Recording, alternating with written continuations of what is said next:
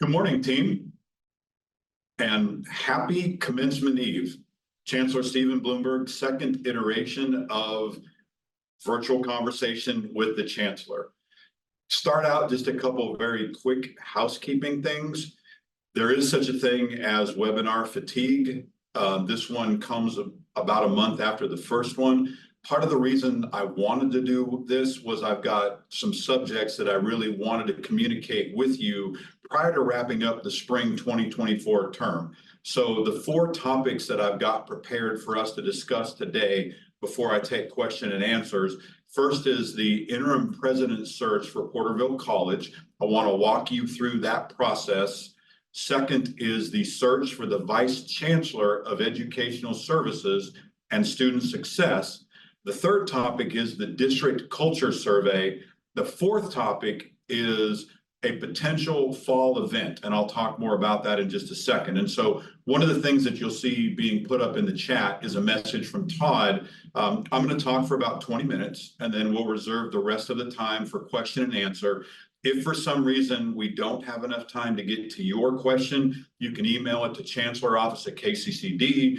If it's an anonymous question, we will obviously capture that. And the intent would be to answer that most likely in a future webinar. And speaking of future webinars, what I'll probably do is, looking forward to the fall, have a couple different times during the fall that we'll pre-advertise and hold webinars so I can continue to communicate with you as our team and make sure you know what's going on. I want to jump right in because, again, I want to reserve plenty of time for Q&A. So let's start off and talk about the Porterville College interim president search. So first, if you hadn't heard, Dr. Claudia Habib will be leaving us. She's going to a college in the Ventura Community College District to be a president there. So my congratulations again to Dr. Habib and her continued growth as a community college president. Where does that leave us as a district? Dr. Habib will be leaving campus sometime in early June. And so what I've decided to do, in consultation with Dr. Habib and her leadership team at Porterville College, is to conduct a search for an interim president. That position will be filled for at least a year. After speaking with Dr. Habib and her team, I didn't feel like this was a position where we immediately needed to go out, conduct a national search, and try to hire somebody as quickly as possible. I felt like at this time it was more important to have some continuity of operations with an interim president that will be seated for at least a year, maybe a little bit longer. One of the other things I'm taking into consideration, as many of you know, is this coming up fall, we have accreditation visits for the district. And I didn't want to invoke a leadership change during the preparation for accreditation and during the virtual visit. So the rationale partly was based upon campus operations today and the continuity of those operations, as well as accreditation. So here's what we're doing right now. We posted the position for about a week. We've accepted internal and external applications. There is a screening committee that has, I believe, met once. By the way, my thanks to Steve Watkin, former president of BC, for leading that. Steve has a unique insight and I think will be very helpful with that committee. So they're screening applications right now. Committee will meet next Monday to talk about individuals that we want to interview. I'll be meeting with the committee next Monday as well. First round interviews or semifinalist interviews will happen next week. And then, believe it or not, finalist interviews for that interim position will happen next week as well. The rationale for that is as follows. Dr. Habib, again, is going to be leaving campus sometime in early June. It seems to me to make sense that whomever is selected as an interim needs a little bit of transition time with Dr. Habib. And so the reason this is moving in a compressed time frame is to ensure that the successful interim candidate has a couple weeks, give or take, to spend with Dr. Habib. So we also need to get that contract in front of the governing board no later than early June, because it'll be on the June 13th board agenda for the board approval. So there is a process. It's been done through the consultative process. I've met with the college council at Porterville. I had an open forum at Porterville to talk about what I'm sharing with the rest of our campuses today. But know there's a process in place. There's an engaged committee. That committee will conduct semifinalist interviews. I will sit in on those interviews, but I will not take an active part in it. Once we get down to the finalists for that position, those individuals will interview directly with me as chancellor. That way I can make a final determination after I've once again circled back around and talked to the committee about the results of my interviews. I've got a couple very specific questions that I want to ask of whoever's the interim. And so there's 2 or 3 things I want to visit with the finalist candidates about. But again, as far as our district team goes, I want to make sure that you knew that the opening is being addressed. There's a plan, there's a collaborative process, and most importantly, we'll be able to maintain continuity of operations. At some juncture in the future, we'll talk about the full search process, what that will look like, what the timeline will look like. I'll make sure that you as our district team are fully aware of what's happening. So that's a summary of the Porterville College interim president search. I'm going to move on to the second item on my list, which is the Vice Chancellor of Educational Services. So a couple updates on this front. The Vice Chancellor of Educational Services position was advertised on May 8th. It closes May 28th. So right after the Memorial Day holiday, that position will close. Todd Costin is the chair of that committee. It is also going through the consultative process. We'll have faculty representation, classified representation, as well as management representation. I've done a title change because that position is the Chief Academic Officer for the district. They're also the Chief Student Affairs Officer. So you'll see a title change that is now Vice Chancellor of Educational and Student Services, reflecting both areas of responsibility for that position. In the advertisement, I welcome you to go out and look at it. It's on our website now. There's a welcome video from me to potential candidates talking a little bit about the district and a little bit about the position. My hope is that that position will be filled on or before August 1st.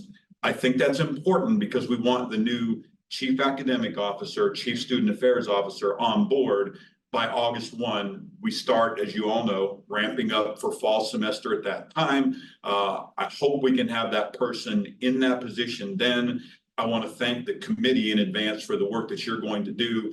This is, just like the interim president at Porterville, a very important position for our district because this position is responsible for, again, the Chief Student Affairs Officer, the Chief Academic Officer. So I'll keep you apprised of that search, but I wanted our district team to know. And when I use the term district team, I mean everyone inclusive in our district, not just the district office, but the KCCD team, that this is moving forward. It's also following the consultative process. It's transparent. It's all the things that I've told you that we'll do in our job searches. So moving on from the Vice Chancellor of Educational Services, I want to talk about the district culture survey that just recently closed. A few things. Number one, for those of you that participated, I am grateful for your input. Thank you for taking time. If you read the email from Michael Carley, then you know that there are a few hundred pages of comments. I appreciate so much your commitment to putting in writing where you think our district is right now as far as its culture. I want you to know that, as I said before, you will receive a copy of that document. Michael talked about certain portions of it being redacted in mentioning names. I do want to give a little bit of clarity to that. If there's a mention of a current or former chancellor, those names will not be redacted. If there's a mention of a current or former campus CEO vis-a-vis a college president, those names have not been redacted. The reason for that is at these levels, we expect to receive input about what we're doing, whether that input's good, whether it's bad, whether it's indifferent. I talked with Michael and I felt like it was important that executive level, campus CEOs and chancellors, when you read this document, those names will be in there. I want to make a couple comments about an early preview of what you're going to see. Michael and I have started our conversation about the survey. We're trying to target its dissemination to our campus community sometime in early June. There's a lot of work to be done. Again, if you read Michael's email, you know that there are several hundred pages of comments. We've got to go through, we've got to code themes. We'll be using a qualitative coding software to identify themes. So you'll receive an email about the document itself with a little bit of introduction. You'll receive the redacted survey. And then from there, as I said before, I will be attending and hosting focus groups throughout our district. So classified staff and management personnel, I'll be meeting with you over the summer. Faculty, I just didn't have enough time to get to you before finals started, but I wanted you to participate in the survey before all of that. So I'll be meeting with faculty constituents in the fall semester at all 3 of our campuses. So please know that these focus group meetings will be held in person. I will be on site at our campuses, again, maintaining my commitment to being a physical presence at all of our locations and interacting with our employees across the district. One of the things that I want to mention that Michael and I have talked about, there are certain themes in this document. I'm going to mention one of those to you today because I think it's important. The first theme that I want to mention is professional development and training. One of the consistent things that's been mentioned throughout the document is the need for professional development, education, training of our supervisors. District team, please know this. We will be conducting in a deliberate, cogent, and well-intended training program for our supervisors. Today, I can't tell you necessarily what that will look like, but what I can tell you is that it will be an academy type structure. We will be training our supervisors on several different categories. For me as a chancellor, here's why that's important. Just as I'm trying to benchmark the culture of our district right now, I also want to benchmark the abilities, the skills, the knowledge, the experience of our supervisors. If I'm going to hold people accountable moving forward to the standards that I'm getting ready to set, I need to make sure that people are properly educated in those standards. That includes anybody in a supervisory position. When I say anybody in a supervisory position, that includes me and everyone who supervises anyone. So I wanted to give you a little bit of a glimpse into how I'm thinking about this. The most important thing for me after being in higher ed for about 30 years is this. It is unequivocally important that we get input and feedback from our teams because that's how we become better together. But when you do this and you ask people to be vulnerable and to say things in writing, there is an expectation you do something with that information. Please know that I will be doing something with this information. Not only that, as the chancellor, I will be involved in this every step of the way. I want you to know as our team that I'm not handing this off to someone. I'm not handing it off to a vice chancellor. I'm not handing it off to someone else. This is going to be an initiative that I lead, that I invest the time to work with all of you. Because if we're going to be real about the kind of culture we want and the kind of vibrancy that I want in our culture, then I have to be an intimate part of that. I'm looking forward to it because I'm going to be able to work with all of you in creating the environment that I want us to have. And that environment is energetic. That environment is enthusiastic. That environment is celebrating success, big success, small success, everything in between. We need to celebrate. And sometimes as institution of higher ed, especially we're in commencement season now, we celebrate achievement this time of year. But sometimes we forget to celebrate small successes of our team members. That's a focal point for me as we continue to talk about this culture survey. How do we better celebrate smaller successes across our entire district, 26,000 miles, 19 different delivery sites, 3 different campuses? I just want you to know this is not talk. This is not fluff. This is real. This is authentic. Again, you'll see the survey. We'll start planning on how we're going to address these issues. Some of them, again, may take us a little bit more time, but I want you to trust in this. There will be a plan to address all of these themes in the survey, whether it's short-term, midterm, or long-term. I really look forward to working with you on this, and I look forward to being engaged. And again, I will be leading this effort from the Chancellor office because I know this is how we need to move our district forward. There's some other initiatives that I may put to the side simply because I think this is one of the most important things that I will be doing as the Chancellor.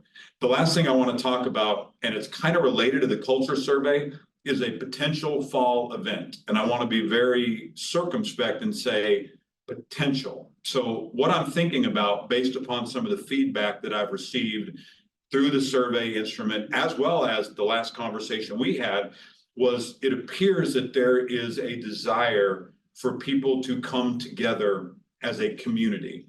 And when I say people coming together, I really mean our entire district. So I'm having some very early conversations with our campus CEOs about the possibility of holding an in-person event that would involve the majority, if not all, of our district employees, certainly all of our full-time employees. That's not a small undertaking, and I take it very seriously that we need to plan that in a method that it doesn't disrupt campus operations. There's a long way to go in conversations about making this work logistically. It's difficult, but it's not impossible. I see some real value in gathering us all together because the kind of culture that I'm trying to build can be based around this very simple phrase: one for all for our students. If we're going to be one for all, then we all need to be working together in harmony, and we should always be all for our students and their success. So I'm looking at planning this event, bringing us together, having it being interactive, celebratory, and quite frankly, fun. Team, I think we've earned the right to have some fun. I don't know about you, but I want everyone to enjoy what you do. I want to celebrate what you do. Life is really short, and as I get more chronologically gifted and I realize that I have less years of my life left now than I ever have, I look at that value add proposition and say, how do I want to spend the rest of my life? How do I want to be fulfilled? How do I want to be excited? How do I want to celebrate student success? The best way I know is to create a vibrant workplace that celebrates our students, but yet we're in harmony working together. It's a journey I think that's important for all of us. And I think this event in the fall could serve, if we can put it together, could serve as a launching pad for this platform to change our culture. So wrapping up, talking real quick about the commencement season before I start taking questions, because I see that we've got questions coming in now. I want to thank all of you. I want to thank our classified team members, our faculty, our management. This is a time of year where we have the opportunity and the honor of celebrating the success of our students. For so many of those students, walking across the stage isn't more than just symbolic of completing something. It's a dream come true for many students, because I suspect, like many of you, I never thought I would be that kind of student. I never thought I would go to college. I had no reason to believe I would go to college. My parents didn't. It didn't seem to be in the cards for me. I got really lucky. A lot of our students, I think, feel the same way. They got there, yes, because of their hard work, because of their dedication, but they didn't get there without our team. And I want to express at the end of the spring semester, at the end of being here about 65 days, my gratitude and my pride in you as our team. We have a great team. We can always be better. We should always practice self-improvement. But when we go to awards ceremony and we see students celebrate, again, whether it's crossing a stage or it's a pre-commencement exercise or it's a celebration, it's a dinner, those students got there again because of their hard work. But they also got there because you helped them along their journey. And I just want to say, from the Chancellor's office and from me as your Chancellor, thank you for what you did, and thank you for what you continue to do. Those are not hollow words. It's a message of gratitude for the work that you do. My job is to make sure that you have all the tools to do your jobs even better, that the culture is vibrant. that our technology is what it needs to be to help you in your daily duties and to help our students. And that we have a direction. We know where we're going as a district. We know where our students want to go, and we help them get there. I'm excited to have more conversations about initiatives with you as we move forward. But again, I really believe that my first order of business is to address the culture. And I've used this term before. It'll be my closing comment. I've talked about, in some spheres, I believe a culture of apprehension exists throughout our district. Ladies and gentlemen, team members, that's not what I want. I don't want anyone to be apprehensive about their job security, about being free to say what they want to say, and to be an active participant in the success of our students. It's why I believe that one of my primary functions is to change what I perceive to be a culture of apprehension in many circumstances to a culture of celebration. And if you think about that, a culture of celebration means it's not just about celebrating students, of course, as we should, but it's about celebrating you and who you are, because every person matters. I don't care what your role is in this district. You're responsible for student success and you're important. I would posit that in many situations, the chancellor is probably the least important. Our maintenance and operations staff, our custodians, our A&R technicians, everybody who's on the front lines matters so much, because our students may see you as the first individual when they come on our campuses. They see our professors inside the classroom and during office hours. All of you matter more to student success than I do. My job is just to make sure that A, you feel valued. 2, you know that you are valued from me. And 3, we celebrate as a team. I'm going to turn over now to answering questions just so we can get through those. Again, we're going to wrap up about 10:45. If we don't have enough questions, we'll wrap up sooner. But I really want to thank you for tuning in again on Commencement Eve. I'm going to take, just like I did before, I'm going to read the questions and go over them with you. So the first question is, when will the next survey be sent? Here's what I would say. I don't envision in the near future, let's say that, sending out another survey, simply because I'll be sending out, in collaboration with Michael Carley and his team, this survey probably in early June. It's a lot of information to process. Again, there's a few hundred pages of comments that you're going to see. And so what I really want is time for you as our team to digest the survey and the information, particularly as I go out and start visiting with our teams in the summer. Again, just to remind you, I'll visit with classified and management staff at our 3 campuses over the summer. Then I will be working with our faculty groups in the fall. So just know that the next survey is probably not going to come out for some time, because just like there's webinar fatigue, there's also this thing called survey fatigue. And what I think will be much more meaningful is, if I were a team member and I'm reading all of this information, I think I want to know what the chancellor is going to do next with that. So what you'll probably see is a lot more information sharing about, okay, these are the themes, these are the things that were identified in the survey. Now, as a district, where do we go from here? So yes, there will be future surveys for sure, but I think right now what I want to do is I want to focus on getting this out to you as a consumable document, giving you some time to read it, and then we start going through it together. Thank you for that question. The next one is, how will the Vice Chancellor for Educational Services be a supervisor of the college vice presidents of instruction and student services? So it's an interesting question, because there's sort of a bifurcation of roles here. And what I mean by that is, our vice presidents of instruction report to our campus presidents or our campus CEOs. So I don't see that reporting relationship changing.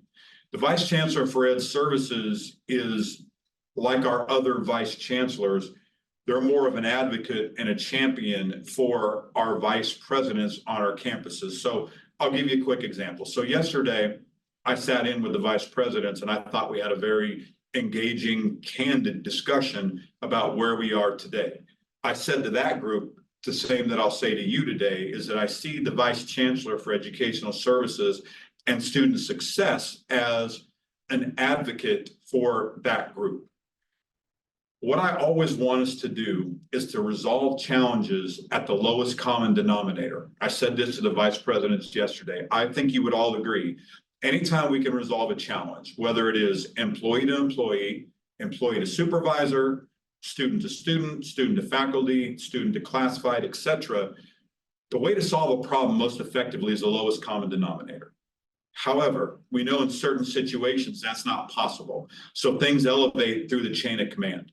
I said to the vice presidents yesterday that I see problems that cannot, for whatever reason, be solved at the lowest common denominator, those coming to that vice chancellor position from our vice presidents and saying, I need your help in resolving this. So from a chain of command perspective, my expectation is that person who serves in that vice chancellor role is a champion for our vice presidents and their advocate at the district office. So I see them a little bit less as a first line supervisor than a guide, a facilitator, and a convener. Thank you for the question. The next question is, thank you so much for being intentional about creating substantive results from the culture survey. Can you talk a little bit about how you address mental health and employee wellness? I'm so glad you asked that question. So here's what we know. Post-pandemic, let's talk about the post-pandemic era. We know that employee wellness and employee well-being and mental health are critical for any organization. So here's what I would say. We'll take some very specific steps to address employee wellness. So let's talk about what that might mean for a few minutes. I'd like for us to talk about having some stratified employee wellness programs on campus. So I'll give you an example. So as a former campus president, particularly coming out of the COVID era, one of the things that I did as a college president was on our campus, we did things like Zumba for our employees. We did yoga for mental health. I had an individual who was certified to do what's called mental health yoga. It was physically painful for me to do that. I want you to know that I did my best to go into the positions. It was probably pretty scary for those that were around, but the point is that we got people together. We started building community that way post-pandemic. So I really envision us, meaning our district, doing some very similar wellness things, focusing on building wellness programs at our campuses, at our district. One thing I think would be really cool is to figure out how we could do some friendly competition activities between our colleges and the district offices, whatever that might look like. You know, this is me throwing out ideas to you in real time. Haven't had a lot of time to think about it. Maybe we do some softball things, or maybe we do some things just to bring people together. Again, logistically, that could be kind of hard. I see wellness as addressing the body, mind, and spirit of our team members, but I also see it in the bigger picture of building community. I just believe wholeheartedly whenever we gather people together and we celebrate, good things happen. So there's zero doubt in my mind that wellness and mental health, by the way, is a big part of what comes out of the district culture survey, because those are two things that we absolutely have to address. I'm really happy that you asked that question. The next question is, when is the timeline for developing a comprehensive marketing plan for the district? So we talked about this at the last webinar. So I would say two things. Let's talk about short term first. And so as we talked about before, in the short term, we know that we've got about a year left in the district strategic plan. We'll do some things short term that help bolster our marketing efforts. But here's the real deal. In the next iteration of the strategic plan, part of that has to be the formation of a strategic marketing plan. So I will say this to you, I see it as multifaceted. I see us doing some short-term things with our marketing professionals on our campuses, but I also see a much larger conversation about the formation, as I talked about earlier in the last webinar, of a strategic marketing plan for the district. A lot of that would come with the new strategic plan, but it's clear I don't want to wait until then and just push it out forever. What I envision doing is having some short-term objectives coupled with a long-term strategic plan. In the next few months, it'll be difficult for us to frame a cogent marketing plan. I want the Vice Chancellor for Educational Services and Student Success on board because I believe their voice also needs to be heard in that. So I will expect that individual to be involved in those discussions, among others. I also expect that as we move forward, that will become a major portion of our communications plan and our marketing plan in the new strategic plan. So to answer that question again, both short-term and long-term marketing objectives, but make no mistake, those are things that we need. We need to talk about digital advertising. We need to talk about geofencing. We need to talk about mobile apps. I mean, we need to talk about, as a campus president, all the things that I did to help build enrollment, build student engagement, student retention and completion.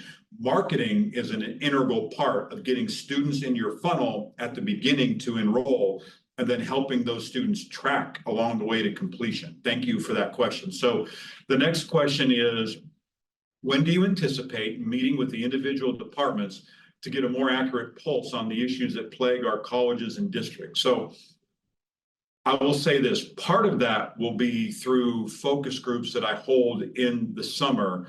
I certainly am open to doing more activities if I need to across the district. One of the things you need to know is I'm not afraid to travel, not afraid to drive, not afraid to go to wherever I need to go. The one thing that I can promise you as chancellor is you're not going to see me just once a year. You're not going to see me just at commencement. I tried to forewarn the college presidents that I won't be there to micromanage them.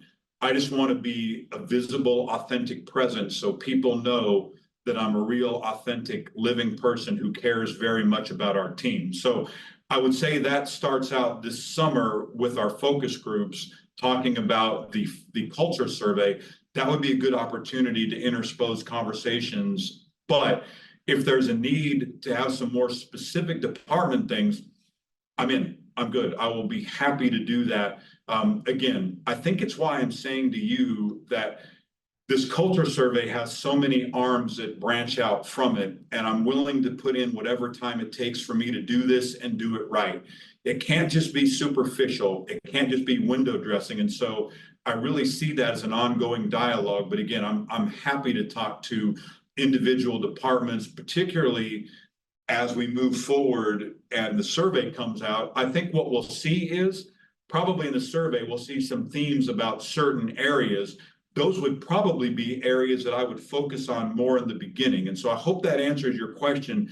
Just know this, you will have an opportunity to interact with me. That's one thing I can promise you, is that I will be present, I will be in the moment, and I will be authentic. Thank you for the question. The next one is, what is your philosophy on professional development within the organization, and do you have plans on furthering that effort for current CCD?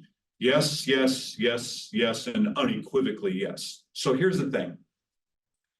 We're in the business of educating students. We're in the business of preparing our students for their future, whatever that means. So as an organization, I'm going to posit that we engage in professional development every day of our students, right? Academically, co-curricularly, extracurricularly, whatever it is, we engage in professional development of students all the time. I will also posit that as a higher education institution, we don't invest as much as we should in professional development of our employees. I mentioned at the outset of this that one of the themes that we're going to find in the survey results is most likely professional development. There is a deliberate effort coming with professional development. With that effort is going to come an enhanced level of accountability, and I'm speaking about supervisors for just a moment. Because if there's gaps in supervisory knowledge, skills, and abilities, my intention is to address those gaps and to give our supervisors the tools that they need to be great supervisors. If for some reason that doesn't work, I think we could all posit that's a different kind of conversation. But I'm absolutely committed to making professional development a hallmark of my tenure. It's the reason, again, why I want to be so involved with the culture survey, because so many professional development opportunities for not just supervisors, but others are going to come out of this. And I'll also say this. My first love is teaching. I loved being a professor. As a college president, I may have said this to you before, I designed and built and taught a president's leadership class. That was my favorite time of being a college president. I absolutely loved interacting with my students. I mean, I had amazing students that I mean, did things that I was in awe of. And so I love teaching. I love being in front of people. I would not be surprised that as we move forward with professional development, that you will see me teaching a portion of this, not because I think I know everything. That's not it at all. It's a chance for me to share what I do know with you, and a chance for me to learn from you, because teaching and learning is an iterative process. We get to learn from one another. So I think I'm going to be personally invested in professional development, so you can expect to see a very cogent, deliberate plan. Thank you for that question. Next question is, how does one become part of the focus group? So here's what we will be doing. There will be emails sent out in advance about the focus groups. So in other words, over the summer, the focus groups will be held at each campus, Saracosa Community College, Bakersfield College, and Porterville College. We'll advertise those in advance. Faculty, of course, I know for the most part are on leave during the fall. They're not under contract. Some of our faculty may be teaching adjunct, but there won't be a heavy faculty presence. But here's what I'll say. There'll be an email that goes out to all of our employees. If you're a faculty member and you're not on campus, you want to come to a focus group, by all means. If you're teaching adjunct off contract over the summer and you're like, hey, I can make that, I hope you do. The information will be sent out via email. I suspect that Jennifer will send out a calendar invite for each one of those. We will ensure that you know in advance when it's going to be, where it's going to be, how long it's going to be. I won't schedule those until after the survey has gone out to you and you see those results. Because quite frankly, I don't think the time will be as productive if you haven't been able to digest that information. So I really see the focus groups as an ongoing conversation between us, meaning me and you, about what we've discovered, and more importantly, how are we going to address it? So information will be forthcoming about that. By all means, I encourage you to participate. Thank you. The next question is, are there plans to ensure the implementation of supportive communities for diverse students, such as Umoja, Puente, and other programs that support our Indigenous students across the district? Will there be an expectation at the chancellor level for faculty, staff, administration, and college presidents to support these programs and our students' success?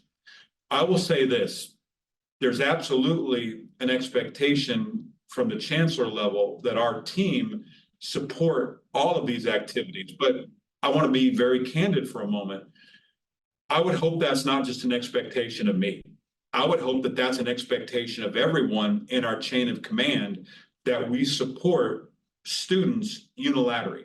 And what that means is, regardless of whether it's Umoja, Puente, other student groups, Student Government Association, that we holistically and inclusively support our students. So yes, it's an expectation. I mean, the reason we're here, the only reason we're here, or should be here, is to support our students along their journey.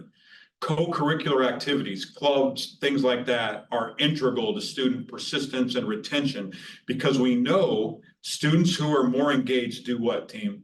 They complete quicker, and they complete and persist at a higher level. So it should absolutely be an obvious expectation that all of us support it.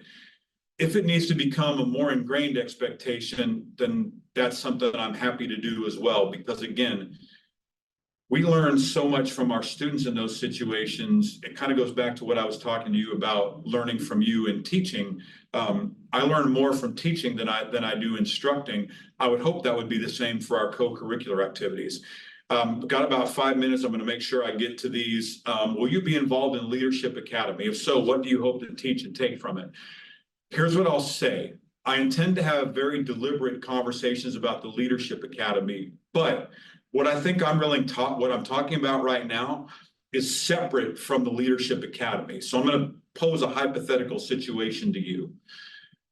Let's say out of the culture survey, we have some information in there that leads us to believe that let's just call it Leadership 101 or leadership development should happen.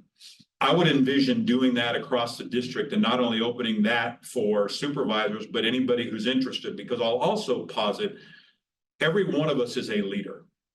You don't have to be a leader in this district to have the title of chancellor. Every single person who works here and supports students is already a leader. And so the question in my mind is, how do I help you become a better leader? So some of the things that I enjoy teaching is talking about leadership styles. I am a practitioner of servant leadership. Servant leadership is probably one of the most misunderstood models of leadership. I can make a very cogent argument. It is the most powerful leadership model, but many people don't know why. So I would envision talking about my experiences as a servant leader, what's worked well for me, what hasn't worked, what I've learned the hard way, sharing information, then getting information back from you. So things like leadership development are things I love to teach, critical thinking, three-dimensional problem solving, strategic planning, all things I've taught as a faculty member and all things I really, really enjoy teaching. And so some of that could happen within the confines of the Leadership Academy, but honestly, I really see that as a separate tenant to interconnect with you. Thank you for the question. Next question is, what are your thoughts on campus safety, risk management, and your vision moving forward for our students, faculty, and staff? I'll say this, as a college president, the one thing that kept me up at night was student safety.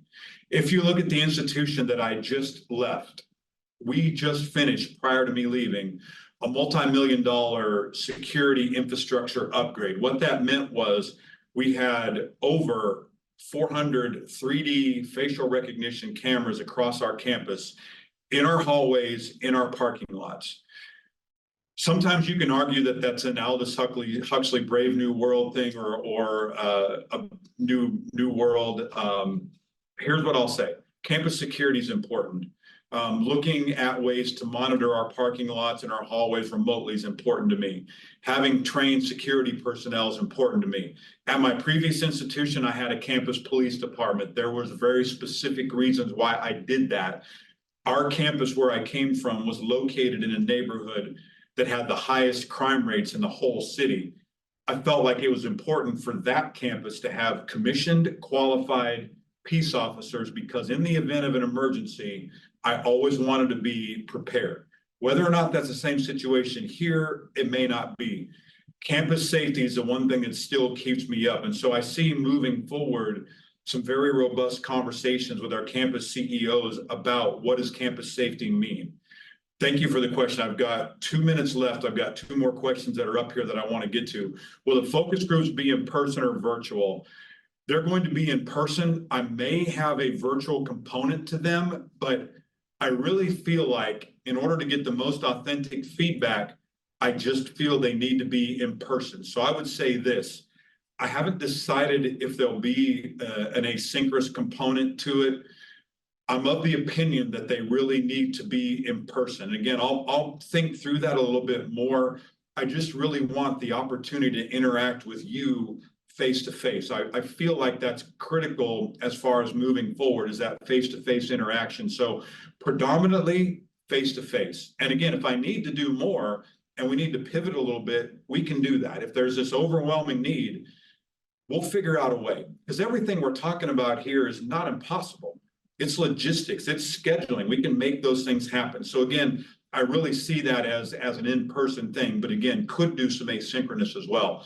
The last question that I have, and again, just quick reminders, Todd's already posted. If you have other questions, please send those to Chancellor's Office at kccd.edu. Last question is, will we have student focus groups or surveys about their experiences and challenges navigating registration in our other system? Other systems. So glad you asked that question, because the answer is yes. Student input, just like this focus group, is critical, or I'm sorry, the survey is critical to us understanding what our constituents think. Students are obviously one of our key core constituents, and so I do want to know what students think about registration processes. I want to know what they think about our LMS. I want to know what they think about our early alert systems. I want to know what they think about our engagement with them. Moving forward, we've talked about our new iteration of the district strategic plan. You can already see that a major portion of this plan is going to focus internally. In other words, cultural development in the district. I see student development as a significant part of that plan and in the interim period moving forward. So yes, and by the way, if you have ideas about how to best interact with student focus groups, please send an email to chancelloroffice@kccd.edu. I'd love to hear from you. As I said to the vice presidents, and if you're an employee who's emailed me, I answer all emails. Typically within 48 hours, there may be a rare occasion where I'm a little bit outside that depending upon my schedule, but I don't believe I've missed an email from anybody. If I have, I apologize to you. I make it a priority, regardless of what time of day it is, to make sure that you hear back from me. That's how I close the loop, and I hope that's how I'm demonstrating to you my commitment. Team, in closing, I'll just say this: words say a lot, but actions, I think we all agree, speak louder than words. And I hope as a district team, you're starting to see that I am an action-focused individual. Yes, we have to be collaborative. We have to use consensus to get to where we want to go. But I hope you're starting to see from a platform, from an agenda, that I intend to be engaged, to be authentic, to be visible, and to be part of a solution. My objective is for this to be the best community college district to work for in the country. That's a lofty, auspicious goal, but I'm confident we can get us there. It's not me, it's not I, it's we. And again, thank you for everything you do. Happy Commencement Eve. And as I said earlier, I want us to be all for one team and all for our students. I wish you a great rest of your Thursday. I'll see you all soon. And again, happy commencement, everyone. Take care. Bye-bye.